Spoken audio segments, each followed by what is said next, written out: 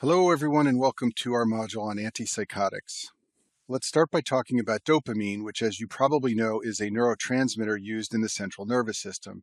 In the 1950s, the drug chlorpromazine was found to improve psychosis, and then later it was also found to block dopamine receptors in the central nervous system. So this led to what's known as the dopamine hypothesis, which states that by blocking dopamine activity in the central nervous system, you can improve psychosis. And this is how many antipsychotics work. Chlorpromazine is just one of a number of drugs that came out many years ago and are called the first generation or typical antipsychotic drugs. All of these have some level of dopamine blockade in the central nervous system, and that's how they work.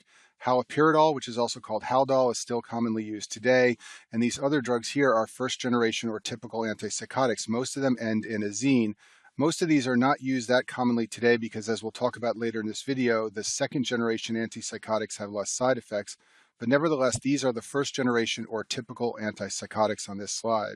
The primary antipsychotic effect of the first generation antipsychotics comes through blockade of the D2 subtype of dopamine receptors. These are found on postsynaptic neurons in the central nervous system. You can find them in the limbic system, the basal ganglia, and the prefrontal cortex. They are coupled to G proteins, and there are two subtypes of dopamine receptors, the D1 and the D2 type. The D1 subtype activates adenyl cyclase and raises the intracellular level of cyclic AMP. The D2 subtype does the opposite. So if you look at the bottom of the screen, what adenyl cyclase does is it converts ATP into cyclic AMP, which looks a lot like ATP, except it's got a ring here attached to the nucleotide. So this is the normal role of adenyl cyclase, and it's normally inhibited by D2 receptors. So if you remove that inhibition, what will happen is the level of cyclic AMP inside of neurons will rise, and that's the effect of D2 blockade by first-generation antipsychotics. These drugs are sometimes called neuroleptics, which means a drug that depresses nervous system activity. They can be used in schizophrenia, although they're not used that often in the modern era. They're best at treating the positive symptoms, not the negative symptoms of schizophrenia. They're also used in other forms of psychosis, in mania and bipolar disorder, in OCD, in delirium, especially haloperidol is commonly used in the hospital to treat patients with acute delirium. And then finally, they can be used in Tourette syndrome and Huntington's disease. So the mechanism of action of first-generation antipsychotics is fairly straightforward to understand. It involves blockade of the D2 subtype of dopamine receptors in the central nervous system. What's more complicated about the first-generation drugs are all the side effects. They have lots and lots of side effects, and this is what's usually tested on your exams. And this is what we're going to go through in the next few slides. In the neurology section in our video on Parkinson's disease, I talk about how Parkinson's is a disorder of motor dysfunction where patients develop tremors and muscle rigidity. And in that video, I talk about how Parkinson's disease is associated with decreased dopamine activity in the central nervous system. And if you can remember this, then it's very easy to understand that once you start blocking dopamine receptors in the central nervous system with first-generation drugs, you are going to get lots of muscle symptoms, many of which resemble Parkinson's disease. Another thing to know about dopamine is that there are many other neurotransmitters that are also small molecules like dopamine, and they are also impacted by many of the first-generation antipsychotics. So for example, serotonin, which is also called 5-hydroxytryptamine or 5-HT, has a very similar structure to dopamine. So does histamine, so does epinephrine. Acetylcholine has a different structure, but it's still a small molecule active in the central nervous system, and some of these drugs also block acetylcholine, which means they block muscarinic receptors. So if you want to understand the side effects of all the first-generation antipsychotics, you just have to understand that all these neurotransmitters are small molecules similar to dopamine, and they will often be impacted as well as dopamine in patients who take first-generation drugs. So the goal of the first-generation drugs is to block dopamine, but many of these drugs also block the effects of serotonin, histamine, acetylcholine on muscarinic receptors, and epinephrine and norepinephrine on alpha-1 receptors. And the different drugs have different degrees of blockade of all the receptor subtypes. So for example, chlorpromazine blocks alpha-1 and serotonin receptors equally and to a greater degree than dopamine. Haloperidol, on the other hand, is famous for the most dopamine blockade. It also has some blocking effect on alpha-1, serotonin, and histamine as well, but not as much as dopamine. So the intended effect of the first-generation drugs is to block dopamine receptors and improve psychosis. But to understand the side effects that patients get, you need to understand the consequences of dopamine blockade as well as blockade of those other neurotransmitters we just talked about. So when you block dopamine receptors, although you may improve psychosis, you can cause a lot of side effects, and most of them are Parkinsonian or movement side effects. These are called extrapyramidal side effects, and we'll talk about these in detail in a minute. In addition, when you block dopamine, you take away the inhibitory effect of dopamine on the pituitary gland, and that can lead to elevated release of prolactin. So hyperprolactinemia can occur. And hyperprolactinemia in women can cause amenorrhea. It can also cause galactorrhea and gynecomastia. And then finally, blocking dopamine, it turns out, is actually effective for suppressing nausea and vomiting. So some of the antipsychotics of the first generation function as antiemetics. In particular, prochlorperazine and chlorpromazine are both sometimes used even today as anti-nausea drugs. When you block acetylcholine muscarinic receptors, you get problems like dry mouth and constipation, and these happen with some first generation antipsychotics. If you block alpha-1 receptors, this can lead to hypotension, and if you block histamine receptors, this can lead to sedation and constipation. So all of these are side effects you can see in patients taking these first-generation drugs, and it depends on which drug is used and to which degree it blocks each receptor subtype. I told you before that blockade of dopamine receptors can lead to movement side effects that are called extrapyramidal. So let me explain what I mean by that now. When we refer to the pyramidal system of the nervous system, we're talking about the cortical spinal tract, and it gets the name pyramidal system because the cortical spinal tract runs in the pyramids of the medulla. And if you damage this system, that will cause weakness. You won't be able to move your arms or your legs. The extrapyramidal system is the basal ganglia nuclei and associated tracts. This system is responsible for modulation of movement. And if you damage or inhibit this system, that will lead to movement disorders similar to Parkinson's syndrome. And this is what happens in patients who take first-generation dopamine-blocking drugs. They get movement disorders that resemble Parkinson's disease, and those are called extrapyramidal side effects. So extrapyramidal symptoms or extrapyramidal side effects are related to dopamine receptor blockade in the central nervous system. They are movement side effects, and there are 4 types of extrapyramidal side effects you can see in patients on first-generation drugs. They are called dystonia, akathisia, bradykinesia, and tardive dyskinesia, and we'll go through each of these 4 in the next few slides. Dystonia is an extrapyramidal symptom that you can see in patients taking first-generation drugs. It occurs because of dopamine blockade, and it's an acute side effect. It can occur within hours or days of taking the drug. I've seen this in patients in the hospital just a few hours after a single dose of haloperidol. Dystonia means an involuntary contraction of muscles, so this symptom presents as spasms or stiffness. Patients will say they can't move their arm or their jaw is locked. This is a dystonic reaction to one of the antipsychotic drugs. The treatment for this is a drug called benztropine, and you can just think of benztropine as a drug that unfreezes muscles. That's basically what it does. It's an anticholinergic drug. It blocks M1 receptors, and this improves dystonia. And as we'll see, it's also used in some other extrapyramidal symptoms, but only in cases where patients are frozen, not in cases where patients are tremorous or shaking. It won't work in that situation because what it does is it unfreezes muscles. Our next extrapyramidal side effect is akathisia. This occurs within days of starting one of these antipsychotic medications. And among all the extrapyramidal side effects, this one is the most common. Many patients who take these drugs complain of akathisia. Akathisia is a sense of restlessness or an urge to move. Many patients will simply say they feel very jittery when they're taking one of these medications. In some cases, it's misdiagnosed as worsening psychotic agitation when, in fact, it's a side effect of the drugs.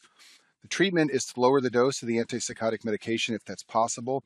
Benzodiazepines can sometimes settle this symptom down, and the beta blocker propranolol is also used. Now, there are some limited data that say benztropine can be used in this situation, and you'll find that in some books, but you should be aware that benztropine is second line for akathisia as opposed to other extrapyramidal symptoms. And the reason for that is because, as we just talked about, benztropine unlocks muscles and helps muscles to move. And in general, that is often not helpful when patients are restless and already have an urge to move. But there are some limited data that it has some effect, so you will see that in textbooks. Bradykinesia is the third extrapyramidal side effect. This occurs within weeks after starting one of the dopamine-blocking drugs. This side effect is sometimes referred to as drug-induced Parkinsonism, and that's because these patients have very slow movements, much like in Parkinson's disease. And in this situation, you can use benztropine, just like for dystonia. That's because, once again here, you have frozen muscles, muscles that won't move. That's why the patient's movements are slow, and that's why benztropine can be used. The last extrapyramidal side effect is tardive dyskinesia. This is also the worst of the 4 extrapyramidal side effects. The word tardive means late, and it gets this name because this side effect occurs months or years after starting a dopamine-blocking drug, as opposed to the other side effects we've been talking about up until now, which start earlier than that. The key feature of tardive dyskinesia is something called choreoathetosis. So let's talk about what this word means. So chorea is an irregular migrating contraction. So patients will move their arms sort of in a snake-like motion. Athetosis means a twisting and writhing. So patients will often have these twisting and writhing irregular motions, usually of their mouth, tongue, face, or limbs. I've seen this in a couple of patients over my career. They are often smacking their lips or grimacing in a way that they just can't stop. They do this sort of like a nervous tic, and this is often irreversible. Even if you stop the drug, it won't help. And this is one of the main reasons that the first generation antipsychotics are no longer used for long-term therapy, because when you had to do that years ago, when these were the only drugs available, a percentage of patients would develop this side effect and have a permanent motor dysfunction because of the drug. The first generation antipsychotics vary in their frequency of side effects, and I mentioned this earlier, how chlorpromazine blocks alpha-1 and serotonin receptors more than dopamine. Haloperidol, on the other hand, blocks dopamine the most, and these others less than dopamine receptors. One way the first generation antipsychotics are often broken down is into high potency and low potency agents. So the high potency agents are drugs like haloperidol, trifluoroperazine, and fluphenazine.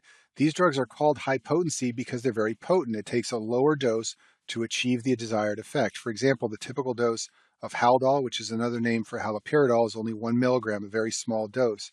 And these high potency agents tend to have little effect on histamine and muscarinic receptors, so they have very little dry mouth. That's from muscarinic blockade, or sedation from histamine blockade.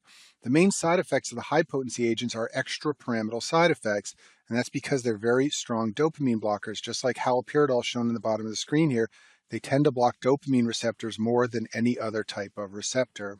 Low potency first generation antipsychotics are drugs like thioridazine and chlorpromazine, and they're called low potency because they're less potent. It takes a higher milligram dosage to achieve the effect. For example, thioridazine requires a dose of 50 to 100 milligrams compared to the 1 milligram dose of haloperidol we talked about on the last slide. And the thing to know about the low potency agents is that they tend to have less extrapyramidal side effects and more non-neurologic side effects. In other words, more of the non-movement related side effects. They tend to be sedating. These drugs are sometimes called sedatives, and they often cause dry mouth. And years ago, if you were a doctor in the 1950s, before benzodiazepines and other drugs were available, these drugs, these low-potency agents, were commonly administered to patients with agitation because they were sedating and they would calm them down.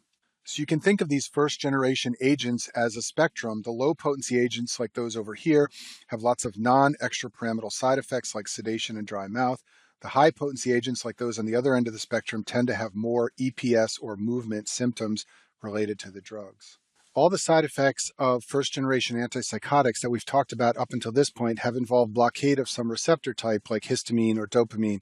But now I'm going to talk about other side effects of the first-generation antipsychotics, and these are effects that aren't related directly to one specific receptor type. And the first of these side effects is neuroleptic malignant syndrome, or NMS. This is a rare, dangerous reaction to neuroleptics, in other words, to antipsychotic drugs. It usually starts about a week after a patient starts taking one of these drugs. The mechanism of this adverse effect is poorly understood, but the key features are fever and rigid muscles. This is what you want to watch out for in a board question.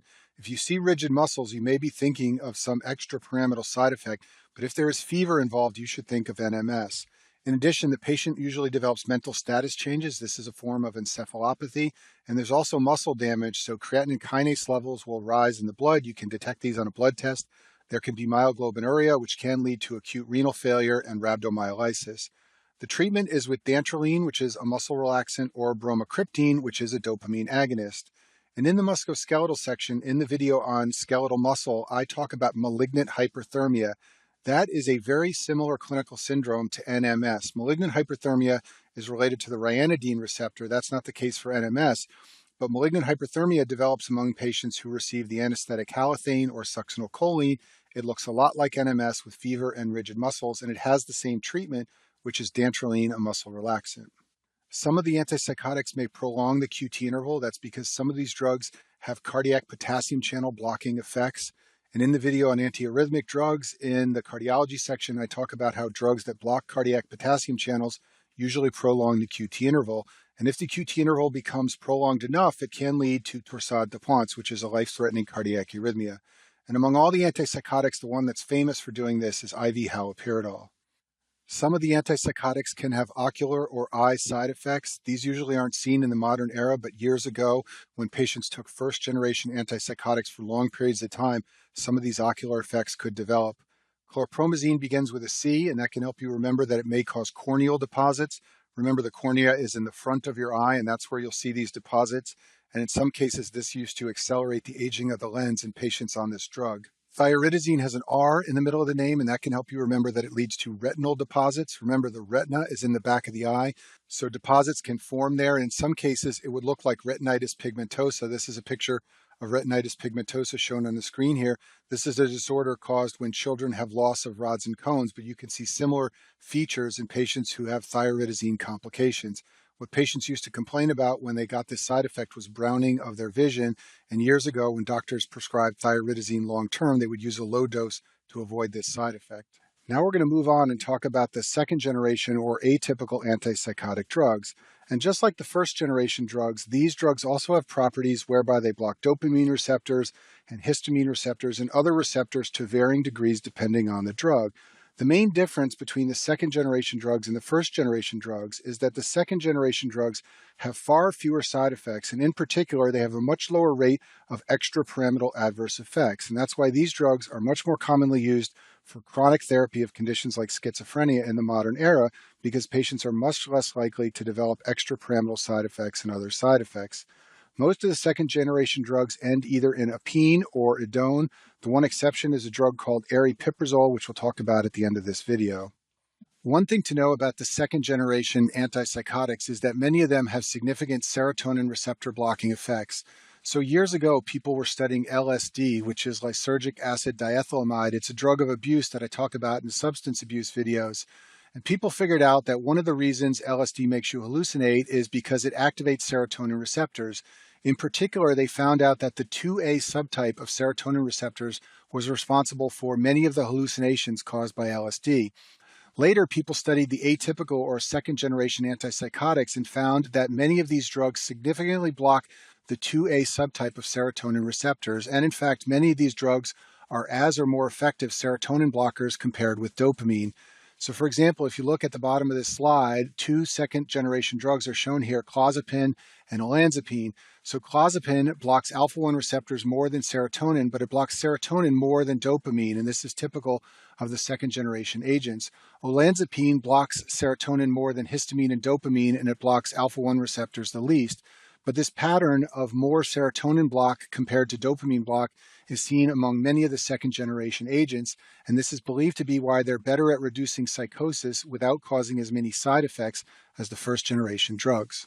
So these drugs can be used in the treatment of schizophrenia. They are the mainstay of treatment for schizophrenia in the modern era. Classically, it was taught that the second-generation drugs improve both the positive and the negative symptoms. There have been recent studies showing that these drugs probably have very little benefit on the negative symptoms. Negative symptoms are notoriously difficult to treat, but nevertheless, you will see in some sources that these drugs can be used to improve negative symptoms. Second-generation drugs are also used to treat bipolar disorder, obsessive-compulsive disorder, anxiety disorders, depression, and even Tourette syndrome. And we'll talk about the special side effects of these drugs in a minute, but just a key point to remember in general is that the reason these drugs are so popular in the modern era compared to the first-generation drugs is that they have fewer extrapyramidal side effects and fewer anticholinergic effects. And then also, just like with the first-generation drugs, these drugs can prolong the QT interval. So what are some of the special side effects of the second-generation agents? The first one is metabolic syndrome. Now, this can occur with any antipsychotic. However, it is most common with two second-generation agents, clozapine and olanzapine. And the metabolic syndrome refers to weight gain, hyperglycemia, and hyperlipidemia. This triad happens to a lot of people with schizophrenia who have to take these drugs. And it's very unfortunate. They become very overweight and they can develop high cholesterol and diabetes. And it's all related to the therapy they have to take for their schizophrenia. Clozapine has some special side effects you should be aware of. It's potentially toxic to the bone marrow. In 1 to 2% of patients, it causes agranulocytosis, which makes patients prone to dangerous infections. For that reason, any patient that takes this drug has to get a white blood cell count every week at the start and then every few weeks to every month thereafter to make sure they don't develop this side effect. It's reversible when the drug is stopped, so if you pick it up before the patient's white blood cells plummet and before they get an infection, then you can stop them from getting sick. In addition, up to 5% of patients in some studies have seizures on this drug. It's dose-related, but this is another potential side effect. So it's high yield for your board exams to know about agranulocytosis and seizures for patients on clozapine. Next, let's talk about hyperprolactinemia, which I discuss in detail in the endocrine section in the video on the pituitary gland. Antipsychotic drugs are the most common drug-induced cause of hyperprolactinemia. It's high yield to remember that. And that's because all these drugs have some dopamine blocking effect, and dopamine suppresses prolactin release from the pituitary gland. So when you block dopamine, you get increased prolactin release. This will present as amenorrhea in women, it can present as gynecomastia in men, and it can also present with galactorrhea. So basically, anytime you see these three things, you measure a prolactin level, and if it's elevated, the first thing you want to do is scan the head to make sure the patient doesn't have a pituitary adenoma. Once you scan the head and you find it's normal, the next thing you want to do is look at their med list, because there are lots and lots of causes of medication-induced hyperprolactinemia, and among all those causes, antipsychotics are the most common. The highest rates are seen with these 4 drugs I've shown here. Now, patients in the modern era usually are not prescribed first-generation agents like haloperidol or fluphenazine for long periods of time. So you rarely see a patient walk in who chronically takes one of these drugs and has high prolactin levels. But the second-generation agents are prescribed for long periods of time, and 2 of those drugs, risperidone and paliperidone, are commonly associated with high prolactin levels and hyperprolactinemia. I'll finish with this slide on aripiprazole, which has an unusual mechanism of action among the second-generation antipsychotics. Aripiprazole is a partial agonist of D2 receptors, so it has some blocking and some agonist effects. And the idea here is that with less dopamine blockade and some agonist effects, you may see less dopamine-related adverse effects. That's the goal of this drug. The most common side effect of this drug is akathisia, and that's easy to remember because I told you earlier that akathisia or restlessness is the most common of all the 4 extrapyramidal side effects. It's also the most common side effect of patients on this drug. And that concludes our video on antipsychotics.